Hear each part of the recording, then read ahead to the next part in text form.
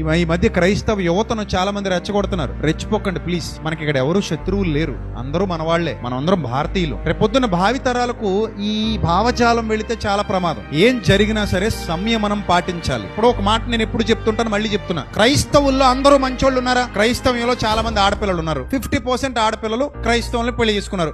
ఈ 50% సంతోషంగా ఉన్నారా? ఈ 50% సుఖంగా ఉన్నారా? లేరు. కారణం ఏంటి? క్రైస్తవులందరూ మంచోళ్ళు కాదు. ఇన్ ద సేమ్ సెన్స్ హిందువులందరూ మంచోళ్ళు కాదు, ఇస్లాం వాళ్ళందరూ మంచోళ్ళు కాదు. అంత మాత్రాన అందరూ చెడ్డోళ్ళు కాదు. ప్రతి మతంలో మంచోళ్ళు ఉంటారు, చెడ్డోళ్ళు ఉంటారు. ఇప్పుడు అది ఆ వ్యక్తి మీద ఆధారపడి ఉంటుంది తప్ప ఆ వ్యవస్థ మొత్తం మీద ఆధారపడి ఉండదు. ఒకవేళ ఎవరైనా మిమ్మల్ని అలా ట్యూన్ చేసేస్తే గనక మీరు వెంటనే అందులో నుంచి బయటికి రావాలి. కొంతమంది ట్యూన్ చేయబడి ఉంటారు. ఇస్లాం వాళ్ళందరూ చెడ్డోళ్లే, అందరూ ఉగ్రవాదులే అని మాట్లాడుతుంటారు. క్రైస్తవులు అందరూ చెడ్డోళ్లే, అందరూ భయంకరులే అని మాట్లాడుతుంటారు. హిందువులందరూ చెడ్డోళ్లే, అందరూ మతోన్మాదులే అంటూ మాట్లాడుతుంటారు. తప్పు తప్పు తప్పు, శుద్ధ తప్పు.